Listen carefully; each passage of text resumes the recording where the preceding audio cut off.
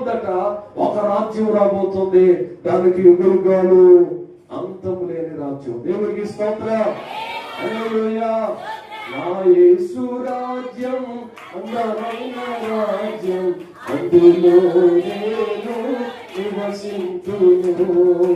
నా యేసు రాజ్యం అందమైన రాజ్యం, అందులో మనము నివసింతుము.